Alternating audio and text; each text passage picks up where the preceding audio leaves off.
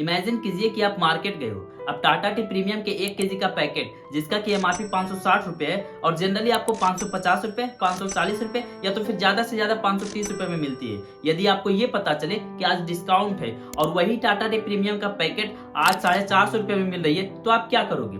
80 to 90% chance यही है कि आप उसे खरीद लोगे यदि आपके पास पैसे हैं तब, क्योंकि आपको भी पता है कि ऐसे ऑफर्स रोज रोज तो मिलते नहीं है। पर क्या हो यदि मैं आपको ये बताऊं कि एक ऐसा सुपरमार्केट भी है जहां पर ऐसे ऑफर्स रोज रोज मिलते हैं और किसी एक प्रोडक्ट पे नहीं बल्कि जितने भी प्रोडक्ट वहां पर अवेलेबल है सब पर ऐसे ऑफर्स मिलते हैं। तो शायद आपको मेरे बातों पर विश्वास ना हो, पर ये सच है, ऐसा होता है। सप्ताह के 7 दिन हर एक प्रोडक्ट आपको वहां पर डिस्काउंटेड प्राइस पर मिल जाएंगे। जी हाँ, मैं बात कर रहा हूँ एवेन्यू सुपरमार्ट के नाम से स्टॉक मार्केट पर लिस्टेड इस कंपनी की, जो कि डी मार्ट के नाम से अपना सुपरमार्केट चलाती है। अब आप लोग सोच रहे होंगे कि यदि ऐसा है तो ये कंपनी पक्का लॉस में होगी एज कम्पेयर टू अपने कॉम्पिटिटर्स, क्योंकि जितने में इसके कॉम्पिटिटर सामान खरीदते हैं अप्रोक्सीमेटली उतने में तो ये बेच ही देती है। तो ऐसा भी नहीं है। वित्तीय वर्ष 22-23 में 41,996 करोड़ के रेवेन्यू पर डी मार्ट ने 3,231 करोड़ का प्रॉफिट बनाया है। ये प्रॉफिट टैक्स से पहले का है।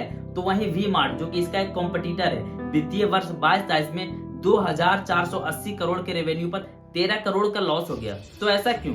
कैसे डीमार्ट सबसे सस्ते में प्रोडक्ट बेचने के बाद भी सबसे ज्यादा प्रॉफिटेबल कंपनी है? आखिर क्या है इसका रियल बिजनेस मॉडल? कैसे बना डीमार्ट इंडिया के one of the biggest retail company? इसका स्टॉक जो कि एक टाइम पर सुपर सक्सेस साबित हुआ था, क्यों पिछले कुछ सालों से ग्रोथ नहीं दिखा पा रही है? और सबसे बड़ा सवाल, क्या डीमार्ट अपने इस बिजनेस मॉडल को कंटिन्यू कर पाएगा या तो फिर बड़े प्लेयरों के एंट्री के बाद कंपटीशन में रहने के लिए इसे चेंज करेगा? आइए जानते हैं आज के इस वीडियो में। Let's get talking about D-Mart or Avenue Supermart. Why has D-Mart not made it to Nifty yet? देख, फ्रेंकली तो ऐसा लगता है कि you so much respect to me. Rakesh Jhunjhunwala के गुरु राधा किशन दमानी की कंपनी एवेन्यू सुपरमार्ट्स की आज ऐतिहासिक लिस्टिंग हुई। आज डी मार्ट लिस्ट हो गया। अब डीमार्ट को समझने से पहले चलिए एक नजर इंडियन रिटेल सेक्टर पर भी डाल लेते हैं ताकि कोई कंफ्यूजन ना रहे। तो Indian retail industry one of the fastest growing industry है ऑल ओवर द वर्ल्ड में, और ये पूरे इंडिया के जीडीपी का 10% कंट्रीब्यूट करता है और पूरे वर्क फोर्स का 8% कंट्रीब्यूट करता है, which is a huge number. FDI confidential report में भी इंडिया का रैंक 16th आया है। इसका मतलब ये है कि फॉरेन डायरेक्ट इन्वेस्टमेंट के लिए इंडिया 16वां सबसे ज्यादा पसंद किया जाने वाला देश है। यहाँ डिस्पोजेबल इनकम का बढ़ना, urbanisation, healthy economic growth, consumer के टेस्ट एंड प्रेफरेंस का बदलना इस सेक्टर के ग्रोथ का सबसे बड़ा कारण है। पर अभी भी इंडिया में अनऑर्गेनाइज्ड प्लेयर एक बहुत ही बड़ा मार्केट शेयर लेकर के बैठे हुए हैं। बात करें यदि टियर 2 टियर 3 सिटीज में, तो वहां पर ज्यादा दबदबा अनऑर्गेनाइज्ड प्लेयर का ही है। तो इस सेक्टर में भी बहुत ही ज्यादा ग्रोथ के चांसेस है। और बात यदि डी मार्ट की हो तब तो ये और भी ज्यादा बढ़ जाता है। ये तो बात रही इंडियन रिटेल सेक्टर की, ताकि एज ए इन्वेस्टर आप इसे भी कंसीडर कर सको। अब आते हैं डी मार्ट पर। एक बात याद रखिएगा, मैं यहाँ पर कहीं पर डी मार्ट बोलूंगा और कहीं पर एवेन्यू सुपरमार्ट बोलूंगा, तो इसे कंफ्यूज बिल्कुल भी मत हो जाना, क्योंकि एवेन्यू सुपरमार्ट एक कंपनी है जो डी मार्ट के स्टोर को रन करती है। तो कहानी की शुरुआत होती है 1954 से, जब राजस्थान में बीकानेर जिले के मारवाड़ी परिवार में एक बच्चे का जन्म होता है जिसका नाम रखा जाता है राधा कृष्ण दमानी। यहाँ से यदि थोड़ा सा फास्ट फॉरवर्ड करें तो यही राधा कृष्ण दमानी अपने बीकॉम की डिग्री बिना कंप्लीट किए अपने खुद के बिजनेस स्टार्ट करने के लिए एक बॉल बेयरिंग का दुकान खोलते, पर शायद किस्मत को कुछ और ही मंजूर था। पिता शिव किशन जी दमानी की मृत्यु के बाद इन्हें मजबूरन स्टॉक ब्रोकिंग बिजनेस में जाना पड़ा। यहाँ से यदि थोड़ा सा और फास्ट फॉरवर्ड करें तो आता है ईयर 1999। इस समय तक मिस्टर दवानी एक बहुत ही सक्सेसफुल इन्वेस्टर बन चुके थे और फिर से खुद का बिजनेस स्टार्ट करने के लिए अपना बिजनेस नाम के एक रिटेलर कंपनी से एक फ्रेंचाइज लेते हैं। अब जिन्हें ये नहीं पता कि फ्रेंचाइज क्या होता है, उनके लिए मैं बता दूं कि जब कोई कंपनी खुद से ज्यादा एक्सपांड नहीं कर पाती है तो जहां पर भी उसे अपना सब्सिडरी खोलना होता है वहां पर वो किसी एक व्यक्ति को अपना लाइसेंस प्रोवाइड करती है, जिससे कि वो व्यक्ति इस कंपनी के ब्रांड नेम, लोगो और एक्सपर्टीज का यूज करके अपना बिजनेस चला सके, जिसके लिए वो व्यक्ति इस कंपनी को एक लाइसेंसिंग फी भी देता है और इसे ही फ्रेंचाइज लेना बोलते हैं। जैसे कि इंडिया में मैकडॉनल्ड के बहुत सारे फ्रेंचाइज है, पर क्योंकि राधा कृष्ण दमानी एक सक्सेसफुल इन्वेस्टर थे तो उन्हें बिजनेस और बिजनेस मॉडल की अच्छी तरह समझ थी। तो जब वे अपना बाजार के फ्रेंचाइज लिए तो उन्हें इसका बिजनेस मॉडल ही अच्छे से समझ नहीं आया। तो ये इसे भी क्विट कर देते हैं और रिटेल सेक्टर बिजनेस पर स्टडी करना स्टार्ट कर देते हैं। वे अलग अलग मॉल्स में, सुपरमार्केट्स में जा करके कंज्यूमर के बाइंग बिहेवियर को समझते हैं, जिनसे उन्हें एक बहुत ही शॉकिंग चीज पता चलती है कि इंडिया के कस्टमर को डिस्काउंट्स एंड ऑफर बहुत ही ज्यादा पसंद है। तो यदि ज्यादा से ज्यादा कस्टमर को अट्रैक्ट करना है तो जितना ज्यादा से ज्यादा हो सके उतना ज्यादा ऑफर्स एंड डिस्काउंट देने होंगे। पर इन्वेस्टर होने के नाते वो ये भी जानते थे कि प्रॉफिटेबल रहना भी उतना ही जरूरी है, क्योंकि यदि सिर्फ खुद का लॉस आकर के लोगों को बस डिस्काउंट में ही प्रोडक्ट दिया जाए, जैसा कि आजकल के स्टार्टअप करते हैं, तो कल को कोई भी बड़ा प्लेयर मार्केट में कैश बर्न करके उसे एक झटके में वाइप आउट कर सकती है। तो ये तो सॉल्यूशन नहीं है कि बस लोगों को डिस्काउंट में ही प्रोडक्ट दिया जाए और खुद का नुकसान करवा लिया जाए। तो अब इनके सामने एक और चुनौती आई कि सबसे ज्यादा डिस्काउंट तो देना ही देना है, पर साथ ही सबसे ज्यादा प्रॉफिटेबल भी रहना है। तो शुरुआत से आप देखोगे कि इनकी स्ट्रेटजी ही ऐसी रही है। ये बैंक के पैसों से सिर्फ ज्यादा से ज्यादा स्टोर खोलने पर फोकस नहीं किए, बल्कि खुद के प्रॉफिट से ही अपना बिजनेस बढ़ाने का सोचे। और साल 2002 में मुंबई के पवई इलाके में डीमार्ट का पहला स्टोर खोला गया। फिर खुद के प्रॉफिट से ही अपने अगला का स्टोर खोले। पर इस प्रकार के बिजनेस मॉडल में दिक्कत ये होती है कि शुरुआत में ये बहुत ही ज्यादा स्लो ग्रोथ दिखाती है, क्योंकि यदि आप सोचो आपके पास मात्र एक ही स्टोर है तो उसका नेट प्रॉफिट भी बहुत कम होगा, जिसके कारण कि आपको दूसरा स्टोर खोलने में सिर्फ प्रॉफिट के पैसे से बहुत ही ज्यादा दिन लग जाएगा। पर आप यदि तीसरा स्टोर खोलना चाहोगे तो दूसरे स्टोर से आधे टाइम लगेगा, क्योंकि अब आपके पास 2 स्टोर हैं तो नेट प्रॉफिट भी आपका डबल हो गया है। डीमार्ट के इसी बिजनेस मॉडल के कारण जहां डीमार्ट के पास 2010 में मात्र 25 स्टोर थे, आज वही डीमार्ट के पास पूरे ऑल ओवर द इंडिया में 327 खुद के स्टोर है।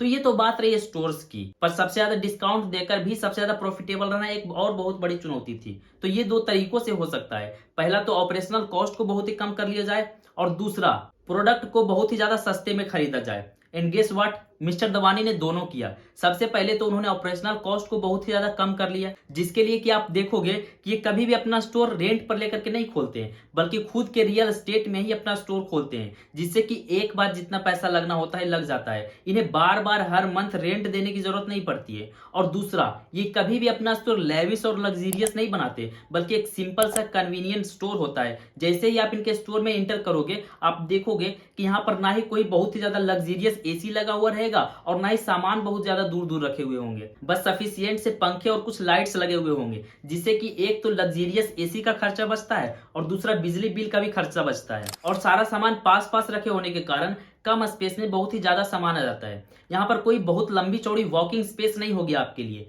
जब आप अंदर जाओगे तो एक सिंपल सी गैलरी रहेगी, उसी में आपको सारा सामान खरीदना होगा। और वैसे भी आपको यहाँ पर असिस्ट करने के लिए भी 4-5 लोग नहीं रहेंगे, ज्यादा से ज्यादा 1 से 2 लोग रहेंगे जो आपको असिस्ट करेंगे। जब आप इसके अंदर जाओगे तो यहाँ पर फ्रेश फूड आइटम, वेजिटेबल्स या तो फिर वैसे प्रोडक्ट जो कि 1 से 2 दिन में खराब हो जाते हैं, वो आपको दिखेंगे ही नहीं, क्योंकि एक तो इसके मेंटेनेंस के लिए बहुत ज्यादा खर्चा होता है और दूसरा यदि 1 से 2 दिन में नहीं बिका और खराब हो गया तो नुकसान अलग से। इसीलिए डी मार्ट इसे रखना अवॉइड करती है। आप देखोगे कि इसका स्टोर भी कोई प्रीमियम लोकेशन पर नहीं होता है, बल्कि शहर से कुछ किलोमीटर दूर ही होता है, जहां पर कि अगेन रियल एस्टेट का प्राइस भी कम होता है। इस तरह से एवेन्यू सुपरमार्ट अपना बहुत ही सारा ऑपरेशनल कॉस्ट को बचा लेता है। आप यदि रिलायंस रिटेल और डी मार्ट को एक झलक एक साथ देख लोगे तो आपको अंतर साफ दिख जाएगा। पर प्रोडक्ट के बाइंग प्राइस का क्या? क्यों कोई मैन्युफैक्चरर रिलायंस रिटेल को वही प्रोडक्ट ज्यादा दाम में और डी मार्ट को वही प्रोडक्ट कम दाम में देता है? कभी ना कभी तो ये आपके दिमाग में भी जरूर आया होगा। तो इसका भी तोड़ है मिस्टर दवानी के पास।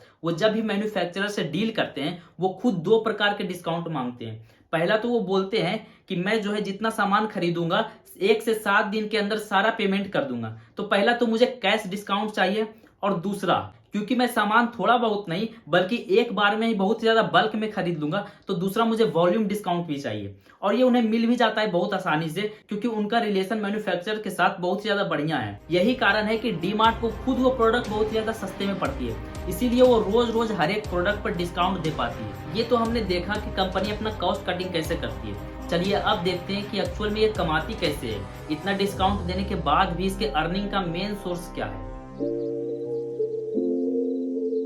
किसी भी रिटेल बिजनेस का एक बहुत ही इंटरेस्टिंग तरीका होता है कमाई का, slotting fees. Basically slotting fees कोई भी रिटेलर उस कंपनी से लेती है जिसका वो प्रोडक्ट बेचती है। जिस कंपनी को अपना प्रोडक्ट डी मार्ट में सबसे आगे रखवाना होता है वो कंपनी उतना ज्यादा स्लॉटिंग फी पे करती है। जितना आगे सामान रखा हुआ रहेगा उतना ज्यादा बिकेगा भी, और जितना ज्यादा सामान बिकेगा उतना ज्यादा स्लॉटिंग फी भी आएगी, और वापस से डी मार्ट उसी पैसे को उसी प्रोडक्ट को सस्ते में बेचने में करती है, जिससे कि ज्यादा सस्ता प्रोडक्ट होने के कारण बहुत सारे लोग बहुत ज्यादा क्वांटिटी में सामान खरीदते हैं और डी मार्ट और कस्टमर दोनों को फायदा होता है। वैसे तो ग्रोसरी जैसे इसेंशियल प्रोडक्ट में डी मार्ट बहुत ज्यादा मार्जिन नहीं निकाल पाती है क्योंकि इसका बिजनेस मॉडल ही ऐसा है। यही कारण है कि डी मार्ट को ग्रोसरी जैसे इसेंशियल प्रोडक्ट में ज्यादा फायदा नहीं होता है। डी मार्ट को सबसे ज्यादा फायदा होता है नॉन इसेंशियल प्रोडक्ट जैसे garments, cosmetics, electronics, home decorative products में। पर क्योंकि लोगों को ये लगता है कि यहाँ पर बहुत ही ज्यादा सस्ते में सब कुछ मिलता है तो नॉन इसेंशियल प्रोडक्ट भी यहाँ पर और कंपनी से ज्यादा सस्ते में मिलता होगा, इसीलिए वो लोग यहाँ पर ही सब कुछ खरीदते हैं और डी मार्ट यहाँ पर प्रॉफिट बनाता है। अब इस पॉइंट को याद रखिएगा कि डी मार्ट सबसे ज्यादा प्रॉफिट नॉन इसेंशियल प्रोडक्ट से कमाता है। आगे मैं इसके बारे में बात करूंगा। दूसरे रिटेल कंपनी की तरह यहाँ पर आपको किसी एक पर्टिकुलर प्रोडक्ट के बहुत सारे वैरायटी नहीं मिलेंगे। केवल वेल नॉन नेशनल ब्रांड और फिर कुछ लोकल ब्रांड जो कि बहुत ही ज्यादा फेमस है वो तो आपको देखने के लिए मिलेगा। पर आप यदि ये सोचो कि किसी एक पर्टिकुलर प्रोडक्ट के बहुत सारे ब्रांड यहाँ पर आपको मिलेंगे तो ऐसा नहीं होगा। इनका फोकस क्लियर है कि किसी एक प्रोडक्ट के बस 2 से 3 वेल नोन ब्रांड ही रखो ताकि कस्टमर को बिना किसी कंफ्यूजन के और बिना टाइम वेस्ट किए वो आसानी से अपना प्रोडक्ट लेकर के बाहर निकल सके। जैसा कि यदि मैं अपने एरिया की बात करूं तो यहाँ पर यदि डी मार्ट होता और मैं वहां पर अपना फेवरेट सोन पापड़ी खरीदने जाता तो या तो फिर मिलता हल्दीराम का जो कि पूरे all over the India famous है, या तो फिर प्रमोद का मिलता जो कि यहाँ का लोकल ब्रांड है और इधर बहुत ही ज्यादा फेमस है। यदि आप इसके सप्लाई चेन को भी देखोगे तो वो भी बहुत ही ज्यादा सिंपल है, कोई कॉम्पैक्ट सप्लाई चेन लेकर के नहीं बैठे हुए हैं। ऐसा ये इसलिए कर पाते हैं क्योंकि एकदम से ये एक्सपांड नहीं करते हैं। आप देखोगे कि जिस स्टेट में पहले से ही इनका स्टोर होगा दोबारा शायद उसी स्टोर में ही ज्यादा चांस रहे कि दूसरा स्टोर खुले ताकि सप्लाई चेन को ज्यादा एक्सपांड ना करना पड़े। और यही कारण है कि 2002 में स्टार्ट होने के बाद भी 2014 तक मात्र 4 स्टेट में अवेलेबल था और आज भी आप देखो तो मात्र 10 स्टेट और 2 यूनियन टेरिटरी में ही अवेलेबल है। ये ना प्रोडक्ट के मामले में भी अपने सप्लाई चेन को कंट्रोल करती है क्योंकि ये एकदम से बहुत ज्यादा सेगमेंट में एंटर नहीं करती है और ना ही एक ही प्रोडक्ट के 4 से 5 ब्रांड रखती है, जिससे कि इसको सामान बहुत कम जगह से लाना पड़ता है और साथ ही साथ टाइम और फिर पैसा भी बचता है। यदि डीमार्ट के बिजनेस मॉडल को एक लाइन में बोला जाए तो आप बोल सकते हो buy it low, stake it high and sell it cheap. चलिए अब देखते हैं कि इसका कस्टमर बेस कैसा है, क्योंकि किसी भी कंपनी का ग्रोथ एक तरह से कस्टमर पर ही डिपेंड करता है। क्योंकि यदि कस्टमर को आप यदि खुश नहीं कर पाए तो बिजनेस स्ट्रेटजी कितना भी बढ़िया हो सब बेकार हो जाता है। राधाकृष्ण दवानी एक बहुत ही विजनरी इन्वेस्टर है, जिसके कारण कि उन्हें एक तो कंज्यूमर बिहेवियर के बारे में पहले से ही बहुत कुछ पता है और दूसरा वो खुद से भी रिसर्च किए थे अलग अलग सुपरमार्केट्स में, अलग अलग मॉल्स में जाकर के, तो उन्हें इंडिया के कस्टमर की बहुत ही अच्छी समझ हो गई थी। इसीलिए तो वो इंडिया के सबसे बड़ा सेगमेंट मिडिल क्लास को टारगेट किए। एक तो मिडिल क्लास की पॉपुलेशन इंडिया में बहुत ही ज्यादा है और दूसरा उनके पास टाइम भी है। ऐसा नहीं है कि वो सामान खरीदने के लिए थोड़ा देर वेट नहीं कर सकते हैं। और डिस्काउंट तो मिडिल क्लास में किसे नहीं पसंद, भले ही इसके लिए उसे सामान खरीदने के लिए थोड़ा दूर ही क्यों ना जाना पड़े, या तो फिर बिना एसी के गर्मी में रहकर ही सामान क्यों ना खरीदना पड़े, तो भी वो उसी जगह से सामान खरीदेंगे जहां पर कि उन्हें डिस्काउंट मिल रहा है। इसीलिए आप देखोगे कि डीमार्ट का स्टोर ज्यादातर रेसिडेंशियल एरिया में लोकेटेड होता है, अनलाइक अदर रिटेल कंपनी जो कि मॉल्स में या तो फिर कमर्शियल एरिया में लोकेटेड होता है। ये तो अपने कॉम्पिटिटर के रेस से भी बाहर है, क्योंकि ये हर एक सेगमेंट के लोगों पर ध्यान नहीं देते, बस मिडिल क्लास के लोगों पर ही ध्यान देते हैं जो कि इनका लॉयल कस्टमर है। अपने फर्स्ट टाइम कस्टमर को भी ये अलग अलग तरह के डिस्काउंट्स एंड ऑफर देकर के अपना लॉयल कस्टमर बना लेते हैं। और उनके कस्टमर की लॉयल्टी तो देखिए, यदि वो दूर से सामान लेने के लिए आ रहे हैं तो यहाँ पर 1 महीने का या तो फिर 1 हफ्ते का सामान एक बार में खरीद लेंगे, पर दूसरे जगह से सामान नहीं खरीदेंगे। अब इसे कस्टमर की लॉयल्टी बोल लीजिए या तो फिर उनके पैसों की बचत बोल लीजिए, पर जो भी हो फायदा तो डीमार्ट को ही हो रहा है ना। चलिए अब आपको कुछ डाटा दिखाते हैं। एक रिसर्च के अनुसार 43.4% salaried employed, 18.8% self employed, 12.4% home maker grocery shopping के लिए डीमार्ट को प्रेफर करते हैं। 50% कस्टमर का एवरेज बिल 2000 से 5000 के बीच, 42% कस्टमर का एवरेज बिल 6000 से 9000 के बीच और 6.8% कस्टमर ऐसे हैं जिनका की एवरेज बिल 10000 से ऊपर है डीमार्ट में। 90% कस्टमर ऐसे हैं जो कि डीमार्ट के प्रोडक्ट क्वालिटी को लेकर के या तो फिर न्यूट्रल है या सेटिस्फाइड है या तो फिर हाईली सेटिस्फाइड है। मात्र 10% कस्टमर ऐसे हैं जो कि सेटिस्फाइड नहीं है। 69% कस्टमर ऐसे हैं जो कि डी मार्ट में दिए जाने वाले सर्विस से या तो फिर सेटिस्फाइड है या तो फिर हाईली सेटिस्फाइड है। 87% कस्टमर ऐसे हैं जो कि डी मार्ट में प्रोडक्ट के प्राइस को लेकर के या तो फिर सेटिस्फाइड है या तो फिर हाईली सेटिस्फाइड है। 90% कस्टमर तो ऐसे हैं जो कि डी मार्ट के कस्टमर इसलिए है क्योंकि यहाँ पर बहुत ज्यादा डिस्काउंट्स एंड ऑफर्स मिलते हैं, और होना भी चाहिए क्योंकि शायद आप भी डी मार्ट को इसीलिए जानते होंगे, और आपका तो पता नहीं, पर मैं तो डी मार्ट को सिर्फ डिस्काउंट्स और ऑफर्स के लिए ही जानता हूँ, और यही डी मार्ट को यूनिक बनाती है। पर इसमें एक डिसएडवांटेज भी है।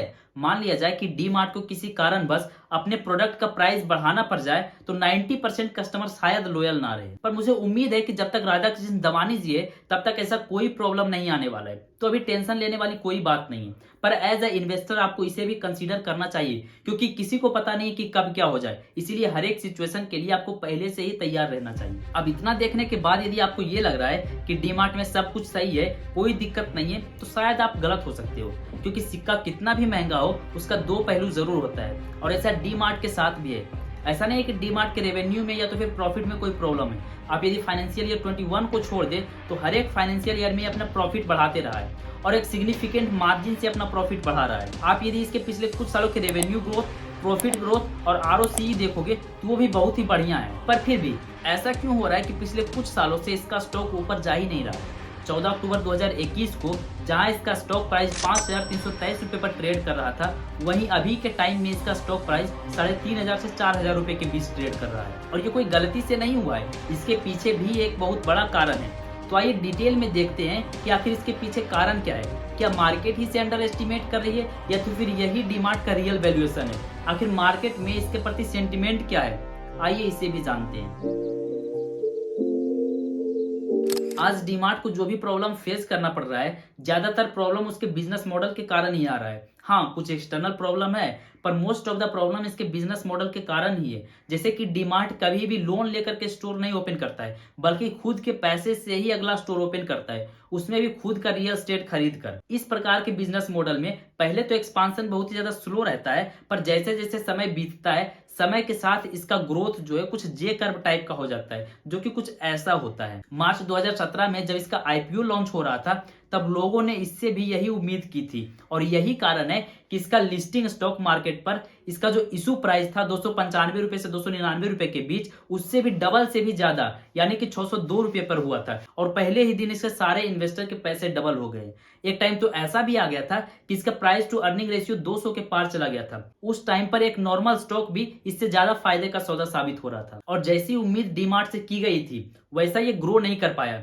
ऐसा नहीं कि इसके प्रॉफिट में या तो फिर रेवेन्यू में कोई प्रॉब्लम आया, बल्कि इसका स्टॉक ही बहुत ज्यादा महंगा हो गया था। फाइनेंशियल ईयर 22-23 में इसका प्लान था 419 स्टोर तक रीच आउट करने का, पर फाइनेंशियल ईयर के अंत तक भी ये मात्र 327 स्टोर तक ही रीच आउट कर पाए, और इस फाइनेंशियल ईयर में भी ये अपने टारगेट से बहुत ही ज्यादा पीछे चल रहा है। ऐसा कंपनी के कंजर्वेटिव अप्रोच के कारण हो रहा है, क्योंकि पिछले कुछ सालों में रियल एस्टेट का प्राइस बहुत ही एबनॉर्मल तरीके से बढ़ा है, जिसके कारण कि कम स्टोर खोलने में भी बहुत ज्यादा खर्चा आ रहा है। पर इन्वेस्टर ये सब कहाँ मानने वाले हैं, वे वैसे स्टॉक्स की तरफ मूव करना स्टार्ट किए जो कि उस टाइम पर डी मार्ट से ज्यादा रिटर्न ऑन इक्विटी दे रहा था। पर सिर्फ इंटरनल कारण ही नहीं है, बल्कि कंपटीशन का भी सिग्निफिकेंट रोल है इसमें। आप यदि नॉर्मली देखोगे तो आपको ये लगेगा कि रिलायंस रिटेल इसका सबसे बड़ा कॉम्पिटिटर है, बट एक्चुअल में ऐसा नहीं है, क्योंकि इनका कस्टमर सेगमेंट पूरा तो नहीं, पर हाँ कुछ हद तक अलग जरूर है। इनका main competitors Zepto, Big Basket, Dunzo, Flipkart Supermart, Amazon Pantry, Jio Mart जैसे बड़े बड़े प्लेयर हैं जो कि ऑनलाइन ग्रोसरी डिलीवर करते हैं। यही कारण है कि डी मार्ट इससे कॉम्पिटिट करने के लिए अपना online platform D mart ready के नाम से लॉन्च किया, पर फाइनेंशियल ईयर 22 में उसे 142 करोड़ का लॉस हो गया। और दूसरी तरफ रिलायंस स्मार्ट भी इसके मार्केट कैप को खा रही है धीरे धीरे करके। वो भी अब पिछले कुछ सालों से मिडिल क्लास सेगमेंट को टारगेट कर रही है। इवन आप यदि यहाँ पर देखोगे तो डी मार्ट से ज्यादा ऑप्शन अवेलेबल है, फ्रेश फूड आइटम से लेकर के वेजिटेबल्स तक, और साथ ही वैसे प्रोडक्ट भी यहाँ पर अवेलेबल है जो कि जल्दी खराब हो जाते हैं। इसीलिए ये डी मार्ट से ज्यादा अट्रैक्टिव होते जा रहा है मिडिल क्लास के बीच में। मुकेश अंबानी भी रिटेल सेक्टर में अपना दबदबा बनाना चाहते हैं, और आपको तो पता ही है कि अंबानी ग्रुप जहां पर भी जाती है, जिस भी सेक्टर में एंटर करती है, मैसिव एक्सपांशन के साथ बहुत बड़ा मार्केट शेयर लेके बैठ जाती है, जैसा कि टेलीकॉम इंडस्ट्री में जियो के साथ किया था, और इस इंडस्ट्री में भी वही कर रही है। आप यदि 2023 का डाटा देखो तो रिलायंस रिटेल के पास 18,000 से भी ज्यादा स्टोर है पूरे ऑल ओवर द इंडिया में, जबकि रिलायंस रिटेल डी मार्ट के बाद खुला था। अब याद कीजिए उस बात को जब मैंने आपको बोला था कि इस बात को याद रखिएगा कि डीमार्ट सबसे ज्यादा प्रॉफिट कहां से कमाता है, नॉन इसेंशियल प्रोडक्ट से। पर पिछले कुछ सालों से इन्फ्लेशन बहुत ज्यादा बढ़ा है, जिसका सीधा इफेक्ट लोगों के परचेजिंग पावर पर पड़ा है। सामानों के महंगा हो जाने के कारण लोग इसेंशियल प्रोडक्ट ही खरीद रहे हैं, नॉन इसेंशियल प्रोडक्ट ज्यादा खरीद ही नहीं रहे हैं, जिसका इफेक्ट सीधे डीमार्ट के रेवेन्यू पर और प्रॉफिट पर पड़ रहा है, जिसका असर आप इसके शेयर प्राइस पर देख सकते हो। अब यदि आपको यहाँ पर यह लग रहा है कि ऐसा सिर्फ डीमार्ट के साथ ही क्यों हो रहा है, इन्फ्लेशन का असर तो इसके कॉम्पिटिटर रिलायंस रिटेल पर भी होना चाहिए, तो ऐसा नहीं है, क्योंकि रिलायंस रिटेल का कस्टमर किसी एक पर्टिकुलर सेगमेंट का नहीं है, बल्कि ज्यादातर इसका कस्टमर जो है हायर क्लास के है, जिस पर कि इन्फ्लेशन का असर नहीं के बराबर होता है। वो इन्फ्लेशन के बाद भी वैसे ही शॉपिंग करते हैं, वही प्रोडक्ट खरीदते हैं जो कि इन्फ्लेशन के पहले खरीदते थे या तो फिर जैसे इन्फ्लेशन से पहले शॉपिंग करते थे। और दूसरा बात यह भी है कि रिलायंस रिटेल इसेंशियल प्रोडक्ट में भी अच्छा खासा मार्जिन निकाल लेता है, जिसके कारण कि इन्फ्लेशन के बाद भी इनके प्रॉफिट पर कोई असर नहीं पड़ता है, और यही एडवांटेज डीमार्ट को नहीं मिल पाता है। या तो फिर यह भी हो सकता है कि रिलायंस रिटेल का शेयर प्राइस नहीं गिर रहा है क्योंकि उसके प्रमोटर मुकेश अंबानी है। लोगों को ऐसा विश्वास हो गया है कि वे इतने सारे सेक्टर को क्रैक डाउन कर चुके हैं कि इस सेक्टर में वो डोमिनेंस कर लेंगे। पर पर्सनली मुझे ऐसा लगता है कि डीमार्ट यदि इसी प्रकार के कंजर्वेटिव बिजनेस अप्रोच अपनाती है तो आज नहीं तो कल वो जरूर बाउंस बैक करेगी, क्योंकि इसके बहुत सारे कॉम्पिटिटर तो पहले से ही लॉस में है। और हाँ, ये कोई बाइंग एंड सेलिंग रिकमेंडेशन नहीं है, हो सकता है कि मैं गलत हूं, क्योंकि सामने मैदान में मुकेश अंबानी है तो कुछ भी हो सकता है। खैर, आज की कहानी को यहीं पर समाप्त करते हैं। उम्मीद करता हूं कि आपको डीमार्ट का बिजनेस मॉडल बहुत ही अच्छे से समझ आ गया होगा। यदि आपको हमारा मेहनत पसंद आता है तो इस तरह के वीडियो और भी चैनल पर है, आप उसे भी जाकर के देख सकते हो। यदि चैनल पर नए हो तो वीडियो को लाइक और चैनल को सब्सक्राइब कर दीजिए। हम अपने मेहनत का आपसे बस यही उम्मीद करते हैं। ये आपके लिए तो फ्री होता है, पर हमें अगले वीडियो पर काम करने के लिए बहुत मोटिवेट करता है। खैर, मिलते हैं आपको जल्दी किसी नए टॉपिक के साथ। तब तक के लिए राधे राधे।